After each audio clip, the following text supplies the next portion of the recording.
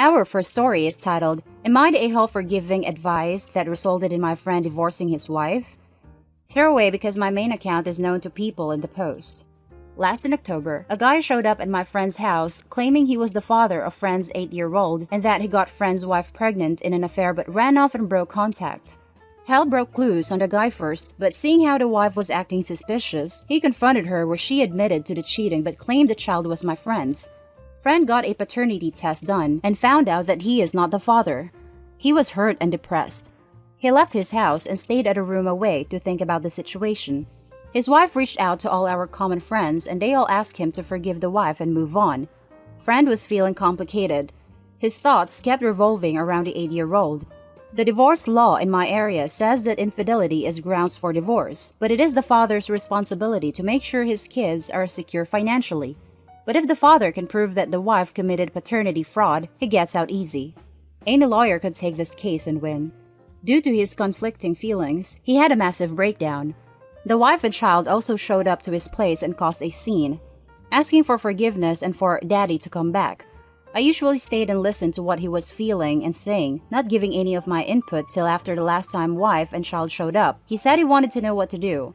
I tried to avoid adding my answer in any way and said there are no right answers and that he should do what makes him happy and mentally healthy.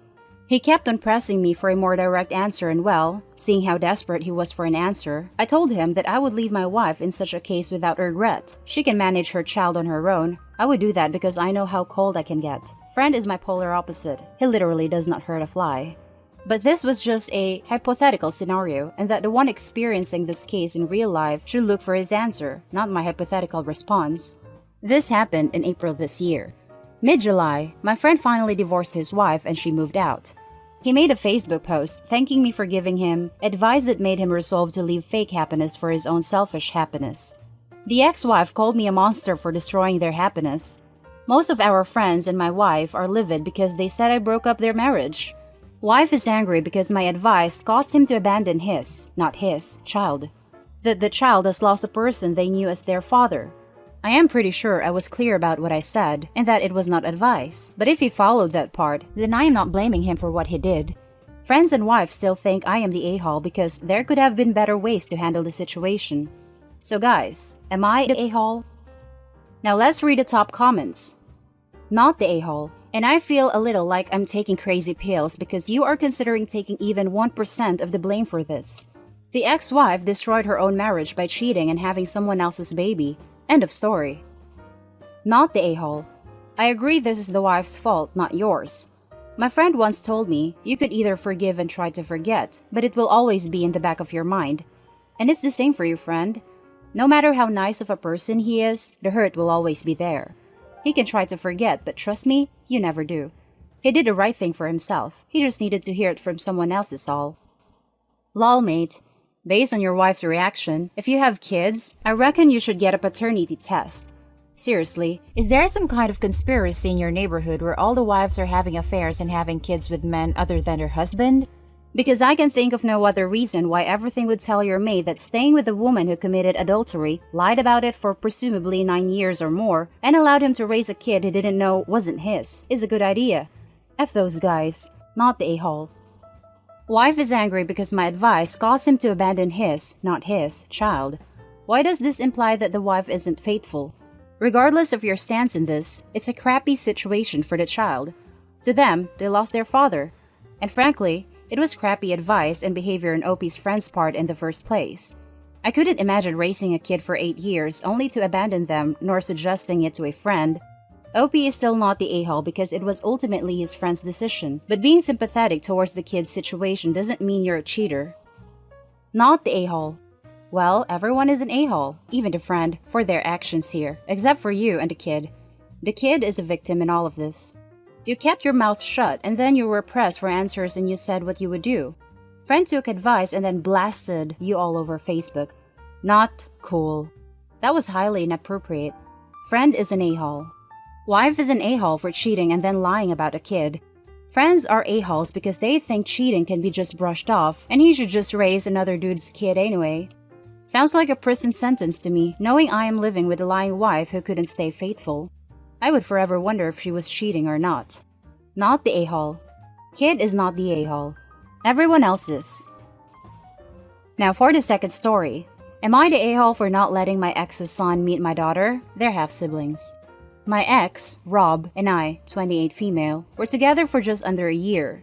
3 months after we broke up, I found out that I was about 4 months pregnant. I told Rob, but he was seeing someone else at that stage, and she didn't want him involved with the baby because me and the baby were kind of a package deal. Rob refused to do any baby stuff, including paternity test or signing the birth certificate, and went as far as to tell people I cheated on him so that no one would expect him to step up. Our child is now 8 and has met Rob once, about a year ago in a supermarket when we bumped into each other, and I introduced them. Rob had a toddler with him and his wife. Skip ahead to now, Rob and wife have reached out to me. They have apparently been trying for a second child for years with no luck. So now, Rob wants to be in our daughter's life so their child is not an only child and he can experience having multiple children. Edit for info. Rob has told me that the wife has had a string of medical issues post-birth and physically cannot have another child, ever, under any circumstances. Here's the thing. It's been 8 years. I've met someone new, married him, and he's adopted our daughter. My daughter knows about Rob, but she views my husband as her father because he's the one who has been a dad to her consistently for her entire life and has no interest in seeing/meeting Rob. We've also had another 2 kids, ages 4 and 2. Because of the adoption, Rob can no longer claim parental rights. I've said that Rob doesn't get to just show up when it's convenient for him, and he can claim to be a dad to our daughter when he has massively dropped the ball in the whole 8 years he could have been raising her, and that my daughter isn't a consolation prize. However, now I've said that, basically everyone but my husband has told me I'm in the wrong. Even my own parents have sided with Rob, saying that my daughter should know her entire family, and that the only people I'm punishing here are my daughter and Rob's son, who are innocent parties in all of this. Am I the a-hole for not being willing to facilitate a relationship between my child and her half-sibling? That's the main story. Now let's read the top comments. Not the a-hole. He refused all parental rights. Simple as that. Jumping on the top comment so OP sees this. What happens if the wife has a surprise second pregnancy? They'll drop your daughter back in the cold again. Also, what's in it for your daughter? How can the disruption to her life be justified? She already has a father and siblings now. There's really nothing this is bringing her. Not the a-hole. You're doing your job, which is protecting your child. He ignored her because it's what his wife wanted. Now he's reaching out because it's what his wife wants. Huge red flag. I would do the same as you. You don't get to parent when it's convenient. She has a dad, and it isn't him. I totally forgot that both instances, to have a daughter or not to have a daughter, were instigated by the ex's wife. This makes the not the a-hole even more so.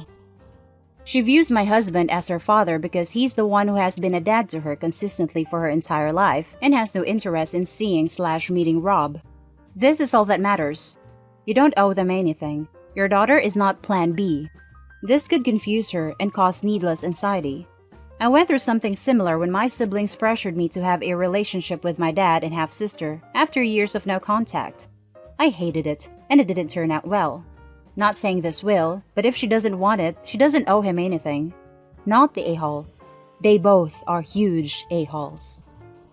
Definitely not the a-hole, and I hope OP tells anyone else saying different to F all the way off too, because they're a-holes for not siding with what's actually in the kid's best interest.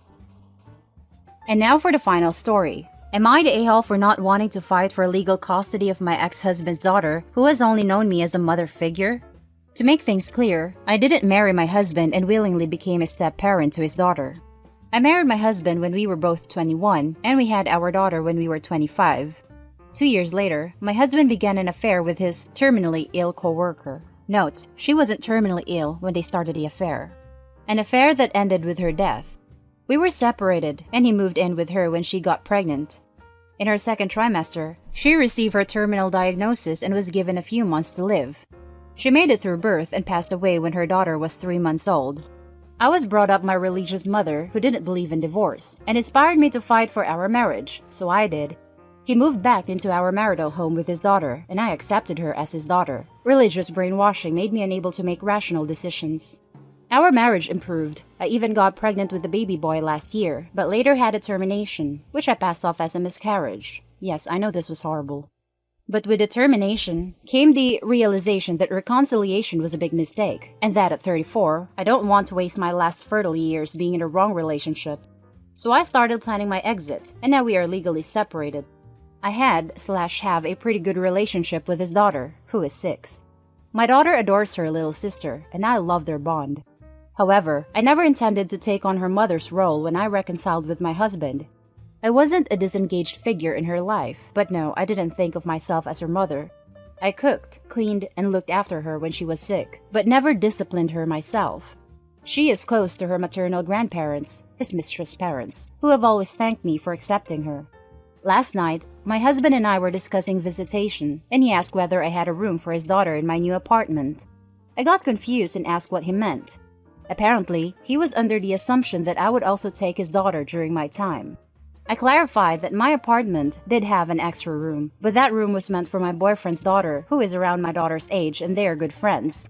Although we don't have plans of moving in together anytime soon, I want to have a room for his daughter because he also has a room for my daughter at his place. I told him that I wasn't going to claim legal custody of his daughter. He now thinks I'm breaking her heart because she thinks she will live with me part-time like her older sister.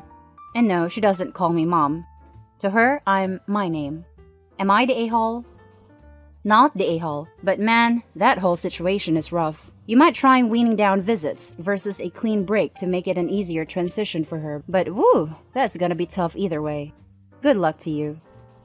Pretty sure that ship has sailed. She has a new boyfriend with a kid who has a room at her place. And, in my experience, kids that young do better with clean breaks. Drawing it out is super confusing and draws more attention to the issue.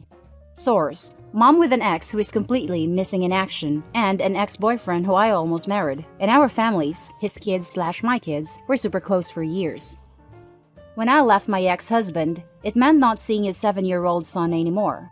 We'd been together since he was 18 months old, but honestly, weren't that close. One of these issues that led to divorce was him never spending time with his son, but letting his parents raise him. This honestly makes me feel so much better, as leaving meant a clean break for me, and my ex made me feel so awful for not talking to his son. I didn't know what to say. Sorry, your dad is abusive. Not the a-hole. There have been a lot of threads about kids resulting from affairs and people trying to claim or disclaim parenthood. Your ex's daughter knows you are not her mom. You owe her and your ex nothing. The kid is his responsibility. He's the one who had the affair and who created a kid. You had nothing to do with it. Wash your hands of it and live your best life. How does she know Opie is not her mom? Bio mom died when the child was 3 months old. I think this is a tough situation because Opie consciously made the decision to take X back and include the daughter in their family life.